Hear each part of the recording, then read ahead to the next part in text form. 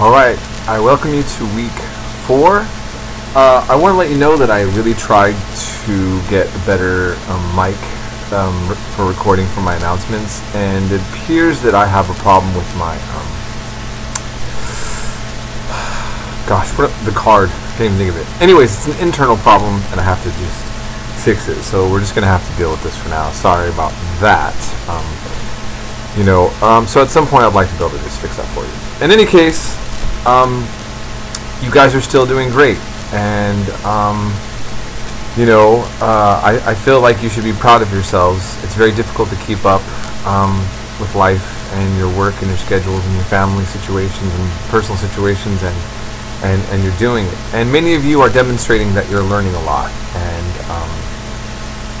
that makes me happy. That makes me very happy. And so, yeah, just continue again. Many of you are in contact with me. My other class just opened up, so I'll be honest, I'm like many of you. I just have a lot going on. But again, I don't want to say that to discourage you from contacting me with any needs, just to remind you that you may need to be persistent at times if I don't get back to you right away. So I just always want to emphasize that, okay? Most people are finding, if there's any questions, texting me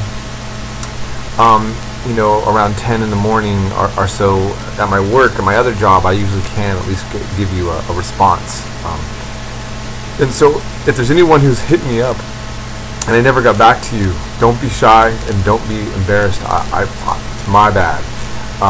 Hit me up again. Within 24 hours, if I don't get a hold of you, let me know. But I do keep having people hit me up on Canvas with problems like 2 hours before an assignment's due. I'm not mad about that, especially, it's on Canvas. You didn't wake me up or anything. But, realistically, that's not, sometimes I work the next day, and it's going to take me a little bit longer to get back a hold of you. If an emergency comes up, you can just assume that I'll gonna be okay with, if you're in the ER, you don't need to worry about asking my permission if you can turn it in to work late, okay? But I do like you to tell me what's going on. That helps when you can. But if there's problems, go ahead and try to get a hold of me, 2 hours before, but most likely it's not gonna happen, just to be honest, okay? So, having said that, we have our first exam this week, and you actually have 2 options that I give, which is to use the My History Lab multiple choice question for exams, or to do an essay exam. The essay exam I will grade pretty much like your papers, but if you choose to do the essay exam, I need quality, and that means I want content. And content as in what we actually covered. I just want to say again, I know out of desperation people do the plagiarism thing or the cut and paste thing out of other websites. I know the subject that I'm teaching. Every once in a while something kind of slips. I sometimes I can forget things that I've said because I'm covering so much myself. But ultimately, your essay should be a strong reflection that you have took my class, and it sounds like you took my class, and reflects what we learned from class. So, the notes and the textbook are sufficient. Maybe actually even more so. I'd really prefer you just to stick to those. But you can get creative, on how you want to articulate and synthesize the essay exam. But again, I just need you to put that effort into it. I don't grade unreasonably hard. Okay. Now with the multiple choice, many students find that that's actually harder, because multiple choice, it targets things that maybe you didn't. That comes straight from the textbook. So if you want to do the multiple choice, I would focus on what you learned in the textbook, what the textbook has been saying. Okay. Let me just make that very clear. That's what it does. And it's only 25 points. You can survive not getting a high grade on this. And I also kind of like this as an experiment. I'm just going to let you know. I'm not a person who likes to focus on multiple choice. This is what is required in high school. And some colleges still have that. So it's not inappropriate. But I always feel that the multiple choice, you might study for something and have learned something and focused on it, and then the multiple choice question goes off a topic that you weren't familiar with, or sometimes things are more debatable than what they give. But I let you have a chance to do it several times for a higher grade, and some people thrive on those kind of exams. So I'm giving you two options, okay? And you'll just have to contact me if you need to. But remember, for this exam, you need to contact me earlier than later with any questions or dilemmas, okay? And also, again, remember, it's 25 points, okay? Your notes are 20 points. Feel me? Okay?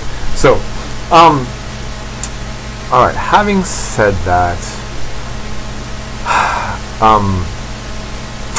well, first of all, I want to address something about when we went over democracy and slavery. Some people put in there that, hey, where we that I said that democracy is what spreads slavery, or something to that effect. And what I was pointing out is that democracy and a republic, the idea of a democratic republic, was started by Greeks and Romans, which were also slaveholding societies, and that was argued by Southern intellects in the United States. In other words, there's not a contradiction to democracy and a republic and having slavery, because the people who came up with the concepts had slaves. But yet, having said that, but there is a contradiction. The issue has been this: when you have the idea of demos, the people, rule by the people, the debate was who counted as the people. And for the elites, it was land-owning men. They counted as the demos. So the problem isn't the concept of democracy, but the concept of who that counts. You get what I'm saying? In other words, when we say we have a republic, representatives who represents the people, when we had slavery in the United States, blacks did not count as a part of the people, and that made it not a contradiction. But we know that's a contradiction because blacks are people, right? And that is an inappropriate idea that people at the time felt and knew was a contradiction. There was a British intellect, Samuel Johnson, who said around 1775, and I'm barely paraphrasing, the loudest yelpers for liberty are the drivers of the Negro. In other words, that contradiction, right? So our legacy has that. We have a legacy of contradiction. And here we are now. And I, as your professor who really is trying not to impose my politics, especially when it's so divisive right now, and it's so bad. It's so bad. I'm having a hard time. I think we're all having a hard time. I think no matter what part of politics you're on, we all know we're not getting along right now. We all know that we're upset, and we all know that we're drawing lines in the sand right now. I will continue to make this a safe place for my students, no matter what. No matter what. But I have to say this. I've been teaching U.S. history on a college level. I've been teaching Islam, Christianity, civilizations. Wars and conflicts and civil wars are unfortunately a norm in human history. And, we've had a nice breather from this kind of conflict. But, it doesn't have to get worse. But it can. It can always get better. I would like to ask you to really, really reflect and think about the consequences of whatever it is that you're saying or doing, because it's more intense. I mean, in my lifetime, I've lived under Democratic and Republican presidents, and we've had massive demonstrations and upsets over various topics. It's never been like this. And, you know, for some people, it's directly affecting their lives. And I think that I want us to remember that whatever we think should or shouldn't be, some people are directly already having their lives disrupted. And because of that, a lot of people are thinking, convinced that there's no compromise, and things are happening very fast. It's so crazy, right, that we learn about this. Democracies are frail.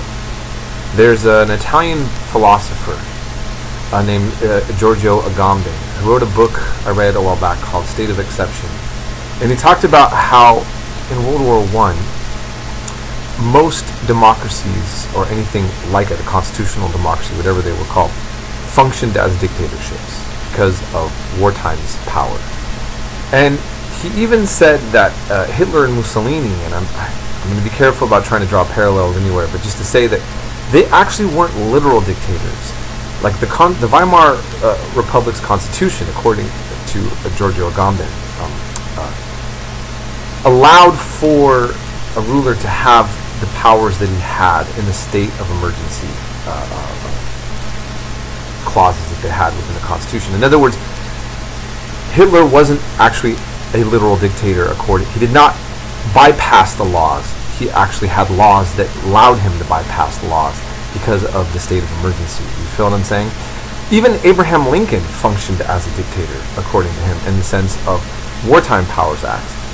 And so, as we look at our democratic republic, and we see where we're at, it is fragile. Because it's always been fragile, and we've always had a set of contradictions that we've never fully resolved. We have not resolved the race question. We have not resolved the place of religion in politics.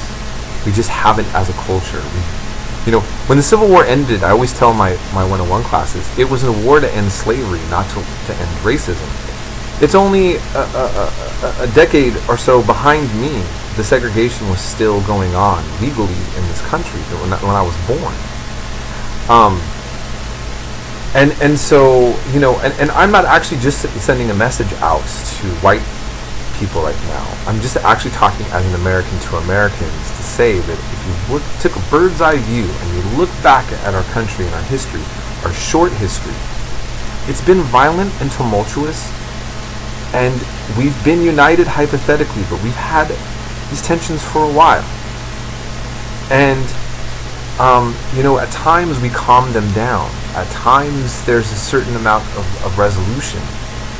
But now those unresolved problems are boiling up again, you see. And I don't think anybody can really dispute that. And when it comes to quality, like your news and what you look at some point I'd like to try to come up with something to help guide you guys to what I think would be the best way to look at your sources and know if you're getting something sensationalist or not. To also know the difference between bad quality versus good quality. I will say this, I've been disappointed in mainstream media for a long time, like CNN and Fox News, because they have been pushing, a kind of Democratic, Republican, conservative agenda, as opposed to just having a real, informative, critical discussion about current events, an analysis of the system and the state of affairs in a way that would be productive for our dialogue of our country. But it hasn't been that way. And people saw through it, and now there's just this massive skepticism of even, our mainstream network stations.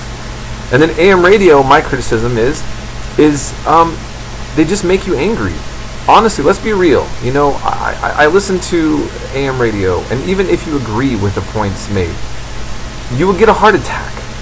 You'll be foaming at the mouth after 3 hours of that. You're stuck in traffic and bumper to bumper. And again, it's very partisan. It's everything is wrong with one party. I am an independent, but that's irrelevant. Well, I just want to. What I'm trying to say is that I just see that this whole two-party argument thing that has spilled over has made us really lose sight of things. Bush bailed out the banks, Obama bailed out the banks.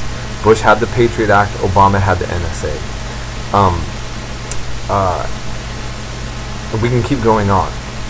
And what happens is that there's similarities between certain groups and there's not similarities, but we get distracted, and the truth is right before our very eyes all the time. That's the greatest conspiracy of all, is that there are plenty of good news sources that tell you about current events, inform you of certain facts. And, we are distracted with rather reality TV shows or we're just looking at these really biased or not reliable news sources when we have a wide range, And so if any of you are interested in talking to me about that or just sending you some sources, I will. But it's just, it's time to really do some major self-reflection. And I hope to God that we are going to resolve this sooner than later. And I wish you all a very good week. Peace and blessings upon you all. And